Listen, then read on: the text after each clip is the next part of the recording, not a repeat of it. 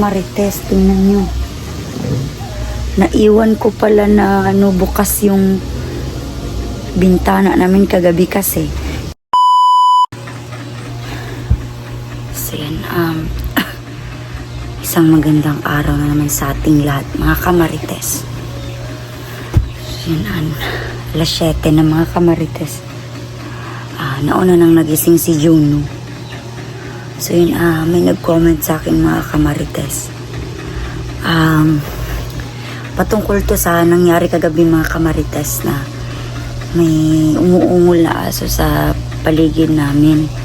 So sabi ng mama ko kagabi mga kamarites, ang pangit daw ng pangitaan na yun mga kamarites kasi dito siya mismo umuungol sa harap ng bahay namin.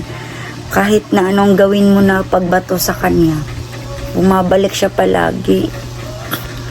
So hindi tayo namang problema sa bandido. May problema na naman tayo dito kasi tuwing alas 6 hanggang alas 9 ng gabi may mga aso na umuungol. Tapos si Juno kagabi hindi siya mapakali kagabi mga kamarites. So yan, quick share lang tayo mga kamarites. So sa vlog ngayon ni Kuya Bad's Adventure mga kamarites, nakikita niyo siya na nag-i-explore about sa mga bandido, sa mga masasamang tao sa bundok. So hindi niyo ba alam mga kamarites na noong unang panahon, noong mga unang taon pa ni Kuya Bad's Adventure mga kamarites, ay may nakasagupa siya ng mga aswang, mga engkanto, mga maligno, white lady, kahit ano-ano na lang mga kamarites. So feeling ko bumabalik yung mga masasamang elemento ngayon mga kamarites. Sinusundan kami kahit na sa apartment, boarding house dati nung buntis pa ako. Tapos hanggang ngayon na malaki na si Juno. Grabe. So mga kamarites, tingnan nyo. Naiwan ko pala na bukas yung bintana namin kagabi kasi tingnan nyo. Dito kami natulog kagabi kasama ko yung mama ko. Tsaka yung anak ko na babae. Tingnan. Diyos ko. Kaya pala tayo minumulto kasi tingnan nyo naman. Tay, ang tanga natin mga kamarites. Dito kami natulog kagabi Ayan, dyan si Juno. Kita nyo naman sa video kasi nag-video kami kagabi ni Juno. Ito lang yung part na close mga kamarites. Tingnan nyo. Pero, Diyos ko. Ay, eto din. Close na close din yan. Tapos eto yung open. Diyos ko. Sino ba naman ang hindi mumultuhin yan? Kasi tingnan nyo. Di ko alam na bukas pala yan. Diyos ko. Tapos narinig ko kagabi na may wakwak. May kikik. Yun sa takot natin mga kamarites. Hindi ko pala na-close yung mga bintana. Yung totoo po talaga yun mga kamarites. Pagpasok ko dito kasi kakagising ko lang, nakita ko agad itong bintana na bukas. Diyos ko. Ang tanga-tanga natin mga kamarites. Hindi lang tayo tanga. I know, hindi lang tayo marites. Tanga pa din. Grabe. Paano na lang kung pinasok tayo ngayon? I know kagabi. Paano kung pinasok tayo kagabi ng nung aso na umuungol? Patay tayo dyan kay Kuya Bad's. Kasi nga mga kamarites, sobrang pagod ko. Siguro hindi ko na naisipan na isara yung bintana. Di pa nakalak. Open pa yung kurtina. Diyos ko. Siguro mga kamarites, nakita nyo naman sa video kagabi nung natulog kami ni Juno. Kaya pala siya hindi mapakali. gising siya kagabi. Tapos kami ni mama, tsaka yung anak ko, pati ako tulog. Nakatulog sa sobrang pagod. Si Juno lang yung mag-isa nagising. Patay tayo ngayon ni Kuya Bad's Adventure, mga kamarites. So hindi ko naman sinasadya na maiwan yung bintana na bukas. Yung totoo po talaga yung mga kamarites. Yung pag-ungol kagabi ng aso. At first mga kamarites, parang hindi siya aso. Para lang siyang bata na umiiyak.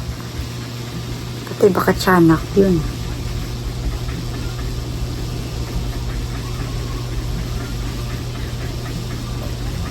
Nagva-vlog ako noon mga kamarites. Doon sa Bahay Kubo. Saktong alas 6. Alas 9 yun. Tapos akala ko bata. Umiiyak kasi inaaway. So noon ko parang napagtanto. Ang layo-layo ng kapitbahay namin dito. Tapos alas 9. May bata na umiiyak. Diyos ko. Imagine niyo mga kamarites. Ang layo ng kapitbahay namin dito. Kami lang yung nakatirik dito na bahay mga kamarites na nag-iisa talaga. The rest, ang layo-layo na ng bahay nila. Tapos imagine yung mga kamarites. Diyos ko, ngayon ko lang na-realize. Gabi na, alas 9 na. Tapos may bata pa na iiyak. Diyos ko. Patuloy pa din ako nagva-vlog doon sa may Bahay Kubo. Hindi ko na-realize mga kamarites. Yung siguro nadala tayo sa sitwasyon ni Raymart at saka ni Kuya Bad's Adventure ngayon. Hindi ko na malaya na may Diyos ko. Hindi ko na malaya na minumulto na pala tayo dito sa bahay. Yung papa ko, magkahiwalay yung kwarto namin at saka kwarto namin ni mama. Kaya siguro hindi niya narinig yung pag-uungol. Sabi ni mama, ang pangit ng pangitain talaga kapag ganyan. Andito pa siya mismo nag-ingay sa harap ng bahay namin. Which is bad daw yun, or malas daw yun. Parang nagsasabi siya ng pangit na pangitain, Diyos ko. Hindi ko naman pala alam na asin pala dapat yung isasaboy natin, hindi yung bato. Diyos ko. Kasi may nag-comment kasi sa akin mga kagabi mga kamarites na, or may nag-chat sa akin, may nag-PM sa akin. Bakit daw bato? Bakit daw hindi asin? Kasi yung asin daw, sagrado daw yung asin. Oo nga, no. Tapos may nag-comment sa Canada, no. Sa may may bintana. Lagyan ng asin. Budburan daw ng asin. Patay tayo niyan. Nakapasok na yan ba?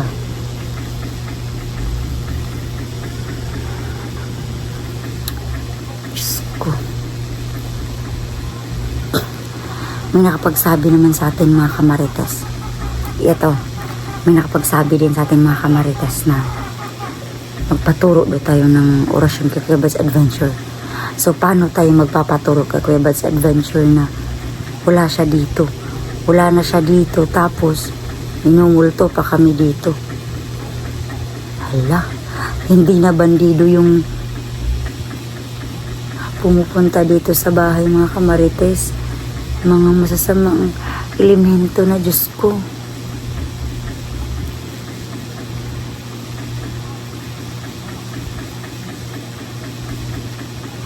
Paano yan? Nag-ML pa kasi ako kagabi. Saglit lang, mga 1 hour. Kaya hindi ko na malaya na open pala itong bintana. Diyos ko, tanga. So yun, kakausapin ko muna si mama patungkol kagabi, mga kamarites. Babalikan ko kayong mga kamarites.